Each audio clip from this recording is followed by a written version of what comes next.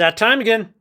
It's time for another Saturday night special where we talk about everything rockhounding related. We got some mail to get into here, but before we kind of get into some of that stuff, I want to talk a little bit about exposing yourself on the internet and not like it sounds. Talking about what I do here every week, which is make content about rocks, geology, fun stuff like that I find enjoyable. Now, when you do that, right, you're opening yourself up to be criticized by people. Now, typically the criticism is laughable at best, and I just, I delete those comments. It's like people being like, this guy's an idiot, this whatever, it doesn't matter. I do take great offense to the occasional comments that I get that are complete and utter pseudoscience crazy talk. Now, I normally delete these and I get one or two a week. But I thought I would read one today so that we can discuss it a little bit and have a little more insight into what is actually happening here and some of the fundamental flaws in it. Now, I know how to read, but bear with me because this is a grammatical nightmare. So here we go. This comment was left on my video talking about basalt, and where I mentioned columnar basalt as kind of a little prelude to future videos. So, hexagonal structure is a basic design of nature herself. Take Devil's Tower, for example. It's columnar basalt structure, and it's also identical to many other plant structures. Okay, so he's talking about hexagonal shapes. The claim that Devil's Tower formed by lava or whatever volcanic activity is simply a lie, and a huge one at that. The Earth is rich with these types of structures, and they were, in fact, biblical giant majesties or trees that reached the heavens. Every one these destroyed beings were once interconnected and were living Mother Earth, similar to the movie Avatar. That movie was packed with more hidden truths than you might think, until you connect the dots, which can be found everywhere. Okay. It would take I could do an hour-long response to that. And here's the problem with that type of crazy talk.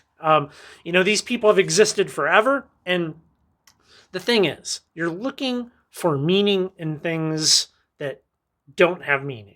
You're inventing mysteries because you feel like something is maybe missing in your life. Now, there's a lot of mysteries in this world.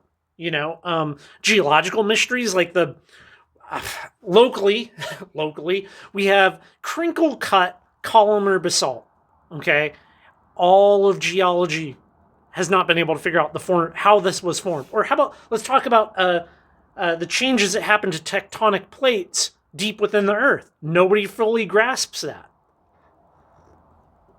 The world of particle physics, gravitational waves. There's a lot. Undersea exploration. There's a lot of stuff that is very mysterious. You don't have to talk about giant trees in the movie Avatar and just it.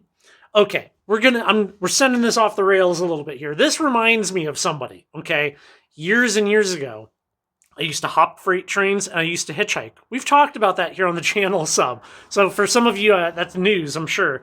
But okay, so I'm hitchhiking north up I-5, and this guy pulls over to pick me up. And, he's like a younger guy, right? Like, kind of has like a snowboarder vibe to him. And, well, when people pick you up hitchhiking, right, what happens is they want somebody to talk to, like 99% of the time. They are lonely, and that's it's an exchange, right? You're a human with ears, and you're getting a ride, and they want you to listen. This guy picks me up. And I knew something was off when he introduced himself to me as Clarion Timewalker Smith, a time-traveling poet. He proceeded to spend the next several hours freestyle rap talking to me and telling me all kinds of crazy tales. Like, Moses was a time traveler just like him and a poet just like him, and the 10 Commandments were only one set of tablets, and Moses time traveled around the planet burying other tablets at the four corners of the planet. I mean, it etched into my mind because this guy was freestyle talking this to me for hours and hours. Complete loony business. This channel is I try my hardest to keep everything fact-based, based in reality, what is provable, and we do not use animated movies by Disney as reference material for backing up what we discuss here. I do a lot of studying, a lot of reading on things, and that's the way that goes. So, wackadoo pseudoscience has no place here. Same with politics. But I thought, you might find that interesting.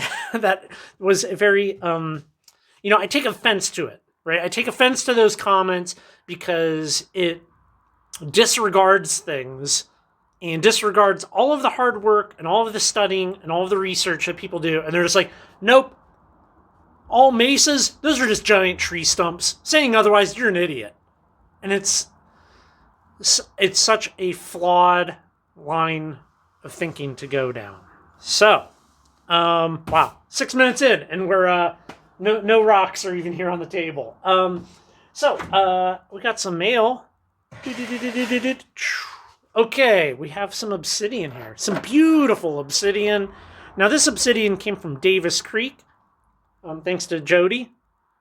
Thisrocks. I have not seen Davis Creek obsidian before, but it's got some very beautiful gray bands to it, and she sent a couple of pieces of obsidian that she hadn't really seen before, hoping that I would be able to do some identification on them, and I got those right here. So this is obsidian, even though it doesn't really look like it. If you kind of see here where she maybe cracked it or found it like that, you can see that it's obsidian, and it's kind of more on the cloudy side, and we have this very interesting texture right here. Now, I'm not an expert in obsidian, but I have seen this before around me and in different places. So you got to think about how obsidian was formed. It's a rapid cooling of it would be a high viscosity lava, and it cools, and it basically has like no crystal structure. It's just it's this. So different cooling will have different effects on lava, and some of these pieces, I feel like this is the type of obsidian that you find on the outskirts of a flow, and it may have pushed up against something or like wedged into something and created that texture on the outside. There's really not a whole lot of research or papers that I was able to find and study kind of this like rind texture on obsidian. If anybody knows anything about what exact processes cause this on obsidian, I am all ears. I would love to hear what you have to say on that, because I think it's really interesting.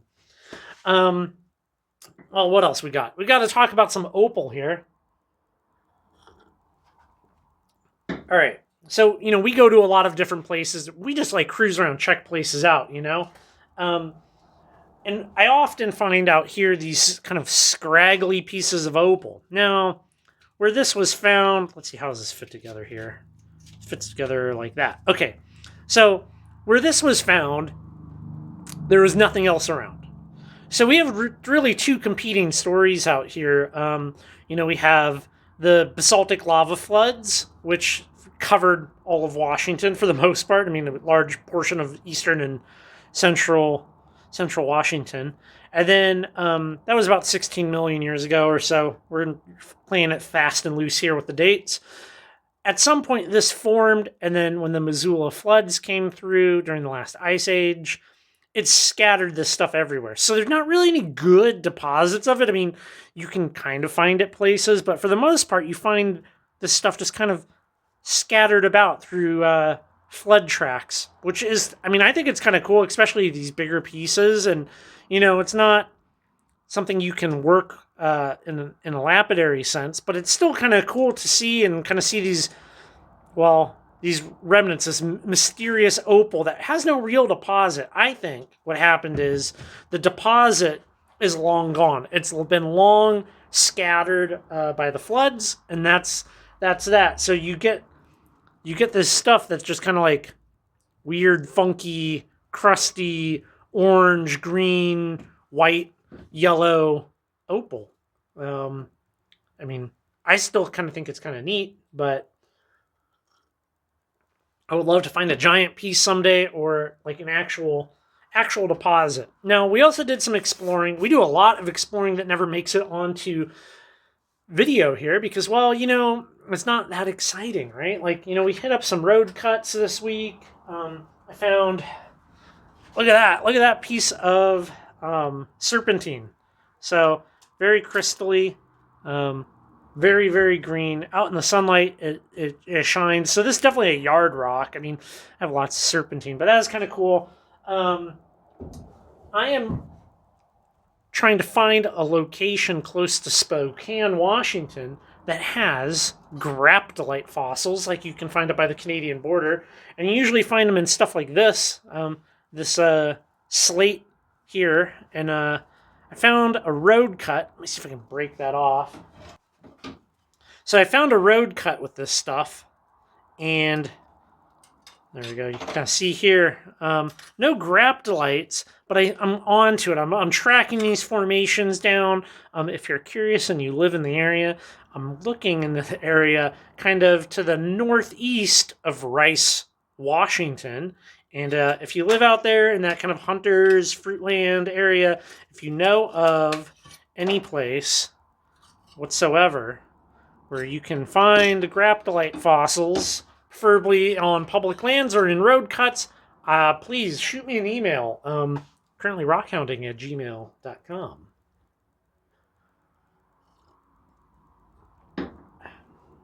Saddle Mountain, right? Saddle Mountain was awesome. I love the petrified wood up there. It is so pretty. Petrified, opalized, agatized, whatever you want to call it, wood. I like some of the pieces where it has very obvious bark on it. It's just, it never ceases to amaze me how cool the stuff is.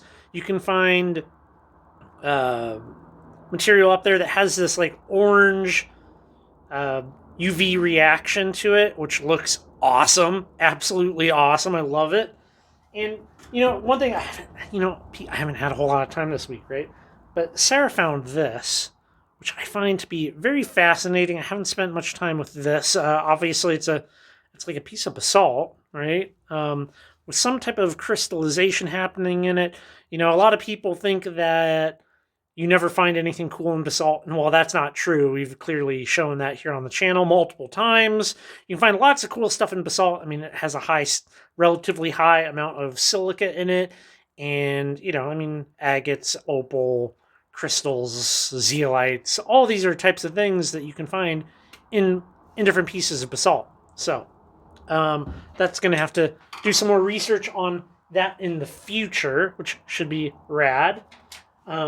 The anhydro is currently food savored. The lid's just kind of on there, kind of loose, but I'm testing to see how much, before this goes into a vacuum chamber, I just wanted to see if this is enough to kind of suck some of the air out of it and bring some of the water back in. So I'm going to let this run for a couple of weeks, and then we'll give it a weigh in.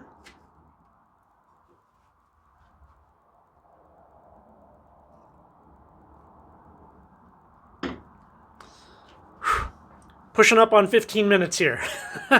Thanks for sticking with me, everybody. I hope you're having a fabulous weekend. I got some good stuff coming this week, and it should be a lot of fun, so stay tuned for that. We're going to be doing, I don't actually have the thing out here for a preview, but I'm just going to let you know. We're going to be doing some fossils, and, here, I'll show you. I'll give you a little sneak peek. Let's see. Where is this at here? Check that guy out. Look at that. How cool is that? We're going to be getting some of this. So, thanks for making it to the end. I appreciate you. I hope you have a fabulous weekend, and I will catch you on the next video, everybody. Take care.